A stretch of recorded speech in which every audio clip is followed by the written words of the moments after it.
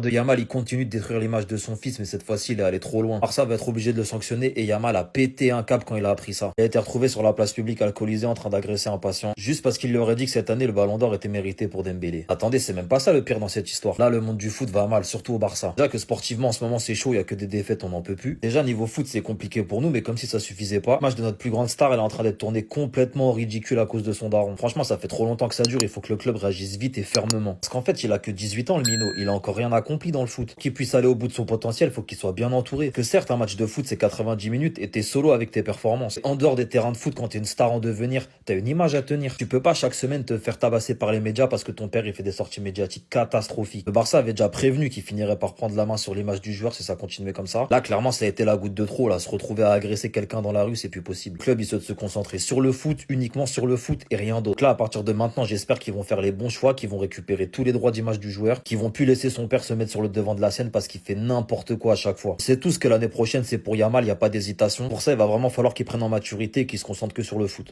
Je suis choqué. Quel maxeur. L'Autriche vient de mettre 10 buts à 0 contre Saint-Marin. L'attaquant phare de l'équipe, Karnotovic, a rentabilisé ça jusqu'au bout. Vous allez me demander comment. Avec cette rencontre, le mec est littéralement passé de 50e meilleur buteur de la compétition parmi les je ne sais combien qui ont que un but hors de ces phases de groupe de la qualification à la Coupe du Monde à deuxième en un match. Juste derrière Haaland qui a 9 unités. D'ailleurs, je me demande comment il arrive à 9 unités, ce grand malade. Il s'est dit, c'est maintenant ou jamais. Carrément, il les laissait plus respirer. 83e 9-0, 84e 10-0 quelques secondes après. J'ai vu la notif, j'ai dit, non mais Samara, à un moment, faudra m'expliquer. Genre, même si vous êtes nul, on peut pas être à ce point-là. 28 buts encaissés, un seul but marqué. Carrément, vous venez vraiment ici pour souffrir en fait. Et des mecs comme Arnautovic, ils viennent, ils en profitent. Franchement, des fois, faut dire la vérité. Certains moments, on peut comprendre les supporters d'Amérique du Sud qui disent qu'il y a vraiment certains attaquants qui boostent leur stats avec ce genre d'équipe. Regardez le niveau en face, s'il vous plaît. Si c'est pas Samara, c'est Liechtenstein. J'ai jamais su comment prononcer leur nom, mais vous m'avez compris. Regardez comment il se régale. Le mec, il vient, il finit deuxième meilleur buteur de la compétition. Comment ça, la dette du Barça, elle a encore augmenté, les gars? Non, mais en fait, la Porta, tu vas au casino avec l'argent du club, c'est pas possible, frère. Non, mais au bout d'un moment, c'est pas normal. Je suis désolé, les gars, il y a une explication. Comment on peut me dire que malgré qu'on n'achète aucun grand joueur, qu'on est à chaque fois le club qui dépense le moins, non seulement en Liga, mais dans les clubs européens? T'as des clubs comme Villarreal qui dépensent plus que toi. Comment on peut m'expliquer aujourd'hui que voilà, c'est même pas que la dette elle était restée la même. C'est qu'en plus de ça, elle augmente. Alors que comme je vous dis, t'essaies de faire des économies. T'achètes très peu de joueurs. T'essaies de vendre un maximum. T'essaies de baisser ta masse salariale. Tu fais même des trucs vraiment débiles et ridicules pour essayer de gagner de l'argent. Tu vends des burgers. Tu reçois des dons sur TikTok. Tu vas jouer des matchs aux États-Unis. Tu fais une tournée en Asie contre des clubs asiatiques pour gagner de l'argent.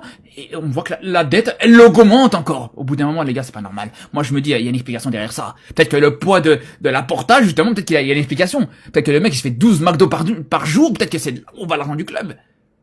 Je comprends pas. Franchement, je comprends pas, les gars. Vraiment, au bout d'un moment, il y a vraiment un problème dans ce club. Ça tourne pas rond, vraiment. Les gars, il faut vraiment que vous saisissiez très très rapidement qui était Lionel Messi 2012, parce qu'en fait, il y en a, vous vous rendez pas compte. Je pense qu'on n'en fait pas assez. En vrai, on n'en fait pas assez. Comment tu mets 103 GA en 60 matchs? Déjà, l'inverse, c'est des bonnes stats. Voilà, 60 GA en 103 matchs, c'est honnête. Il met 103 GA en 60 matchs. Les gars, 10 triplés, 3 buts sur coup franc, 44 grosses chances créées, 32 men of the match en une saison. À ne pas oublier que c'est la saison qui lui permet de prendre son 4e ballon d'or d'affilée. 4 BO d'affilée après une saison comme ça, mais si en fait. Les gars, qui est-il? Qui est-il? Quintuplé en 8e de finale de Ligue des Champions, jusqu'à présent jamais battu, avec des buts, mon Dieu. Notamment celui-là, là, le lob du pied droit sur le gardien, mais Leno, mais tu fais quoi? Tu vas pas la voir, la balle, c'est Messi.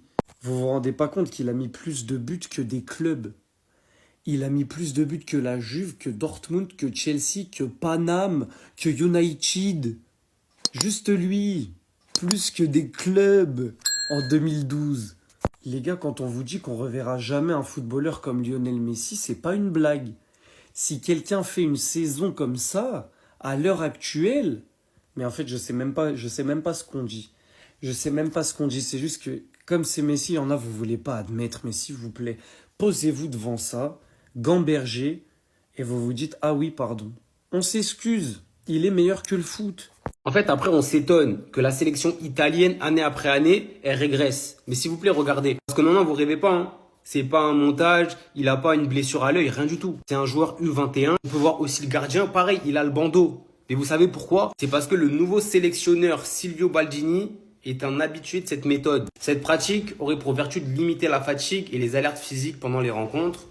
Selon certaines études, si les joueurs pratiquaient cette méthode pendant 6 mois, leur vision s'améliorerait. Ça pousserait également les joueurs à se dépasser davantage et à être plus concentrés. Vous pensez que ça fonctionne réellement? Moi, franchement, les gars, je sais pas trop quoi en penser. D'un côté, je me dis, en vrai, il y a moyen. Parce que le fait de jouer avec un œil caché, forcément, avec le temps, tu dois t'habituer, tu dois trouver d'autres moyens de progresser dans ton jeu, d'avoir la vision de jeu. Donc, je pense que là-dessus, ça aide. Mais après, là, sur les aspects physiques, j'y crois pas, ça.